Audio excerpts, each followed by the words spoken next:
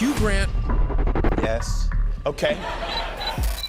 Fooled the world for 30 years. The bumbling, lovable Hugh Grant? Complete fiction. The real Hugh Grant is a cynical Oxford genius who calls himself a nasty piece of work. And his greatest performance isn't this. And it wasn't the person standing next to me in the veil, it's the person standing opposite me now.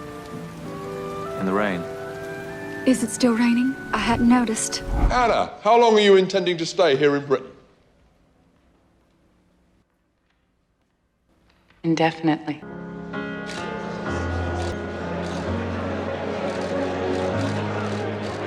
She may be the face I can't. It's this.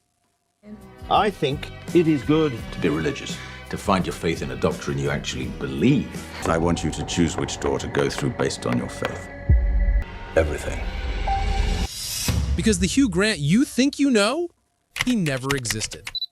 And the proof is written in Scandal, Revenge, and one of the most brilliant long cons in Hollywood history, which is exactly why Hugh Grant is, unironically, the greatest actor of a generation. The real Hugh Grant has always been hidden behind a mask, and the story of how the world got him so wrong? It was an accident. A deeply unfortunate, wildly profitable accident. See, in 1994, Hugh Grant was a complete unknown. Then he was cast in a low-budget British rom-com, a film he hated. He famously called Four Weddings and a Funeral a gruesome film. He said he snarled at the first cut. Its eventual, world-conquering success was, in his words, a terrible shock.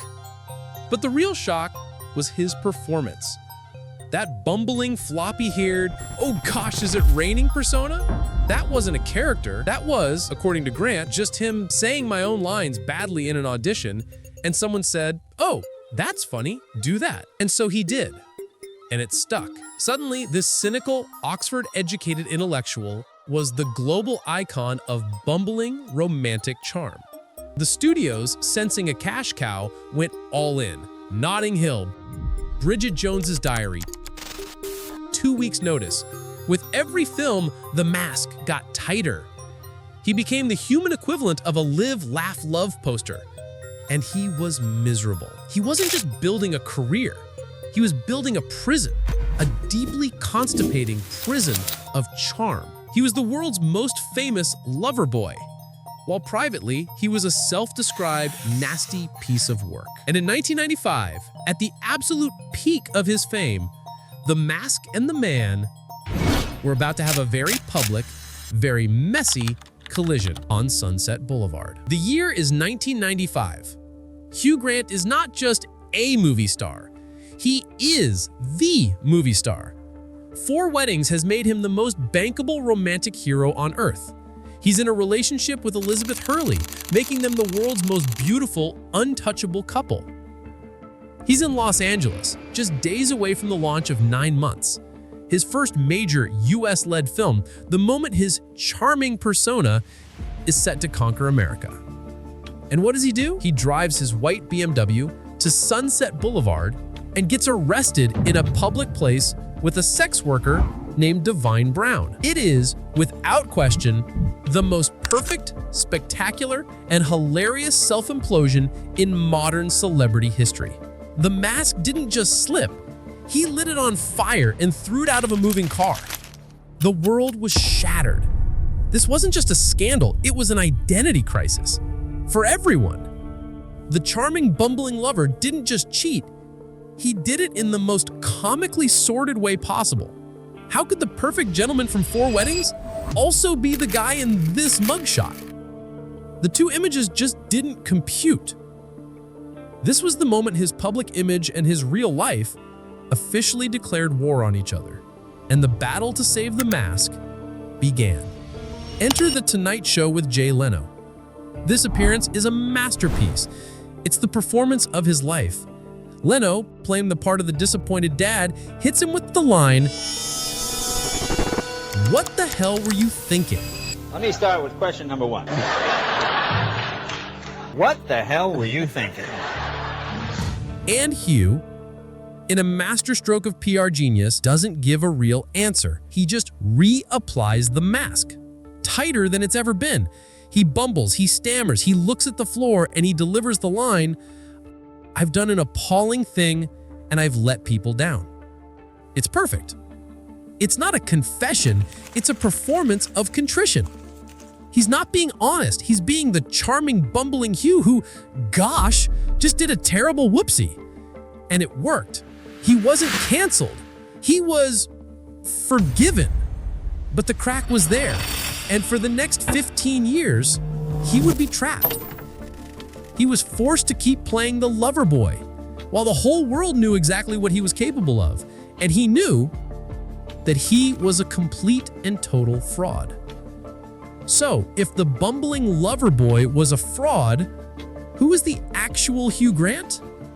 Well, for starters, he's not a bumbler. He's a genius. No, really. The man you know for stammering about the rain won a full scholarship to New College, Oxford. He studied English literature. He was enrolled in a PhD program for art history. This isn't just trivia. It's the most important piece of the puzzle. The man's brain is a precision instrument. The charming floppy-haired idiot was a character played by a cynical academic intellectual. And if you don't believe me, just, well, ask him. I'm a nasty piece of work. I'm not a nice man. I'm a fairly cynical, misanthropic sort of character. I have a very bad temper. I've been a difficult, sulky, unpleasant actor. This isn't a celebrity having a bad day. This is a man screaming for help from inside a golden prison of charm. But it's hard to hear a man's cries when he's making $20 million a picture to say, gosh. His co-stars certainly heard him.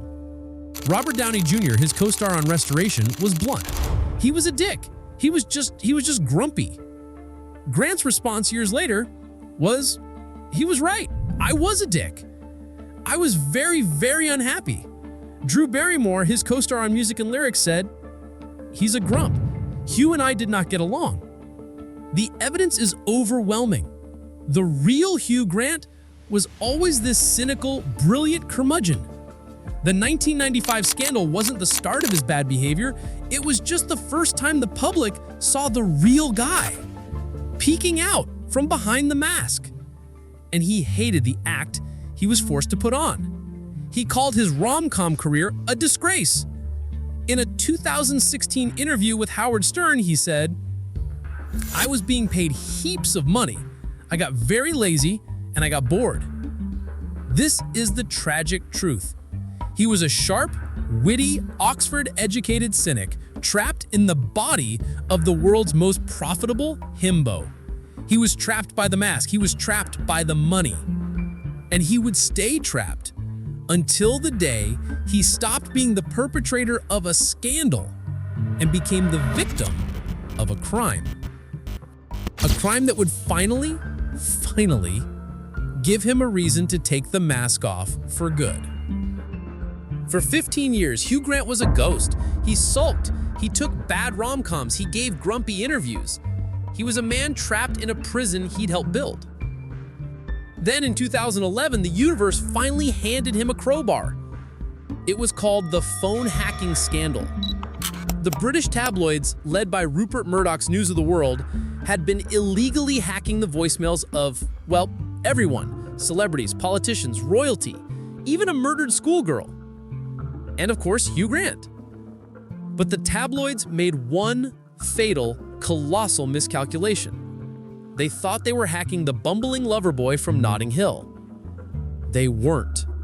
They had just picked a fight with a bored, cynical, misanthropic Oxford graduate who had a 15-year-old grudge and millions of dollars to burn. The heretic was born. This wasn't the 1995 scandal. He wasn't the perpetrator, he was the victim. This moral clarity was a superpower. He didn't just sue, he went on a crusade. He became an investigative journalist fueled by pure righteous spite. He wore a wire. He recorded reporters who bragged about hacking him. He became the public face of the Hawked Off campaign. And this all culminates in his 2011 testimony at the Leveson inquiry. This is the real unmasking. Compare this to his 1995 Jay Leno appearance. On Leno, he was a bumbling, apologetic child desperate to save the mask. At the Leveson inquiry, he's a killer. There is no stammering, there is no floppy hair. He is cold, he is precise, he is academic. He calmly lays out the criminal behavior of the press, and then, in a move of pure strategic genius, he makes himself the secondary victim. I am here to talk about the victims, the non-celebrity victims. He weaponized his intellect to reframe the entire debate. He wasn't a sulking movie star, he was an activist, a citizen. He had single-handedly taken on the Murdoch empire, and he won. News of the World was shut down forever. He had done the impossible. He had used his nasty, unpleasant, true self and became a national hero for it. The mask was gone. The prison of charm was officially demolished. Hugh Grant was, for the first time in his public life, completely and totally free. So, what does a free Hugh Grant actually look like? It looks glorious.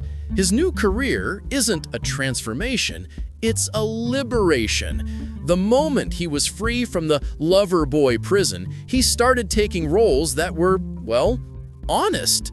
He played a narcissistic, washed-up, has-been actor in Paddington 2, and it became his single most critically acclaimed role ever. He played Fletcher in The Gentleman, a sleazy, blackmailing, and utterly delightful scumbag. He played the charming sociopath in The Undoing, a role that finally used his old mask as a weapon against the audience. He played a grumpy, 12-inch orange Oompa Loompa in Wonka, a role he told the press he hated playing, which is the most Hugh Grant thing imaginable. And now, in a move that proves the universe has a sense of irony, he is starring as the terrifying antagonist in a film literally titled Heretic. The heretic of Hollywood, the man who burned his own image to the ground, is now playing the villain in a movie called Heretic. It's perfect. The villain roles, the cynics, the grumps, these aren't a stretch for him. They are the most honest work of his life. The charm is gone. The bumbling is over. He finally gets to be the nasty piece of work he always told us he was. And we, in turn, finally get to see the real Hugh Grant, a brilliant, cynical, and fascinating heretic. And we love him for it. If you enjoyed this video, don't forget to like and subscribe to After the Credits for more in-depth stories that uncover the truth behind Hollywood's most iconic legends.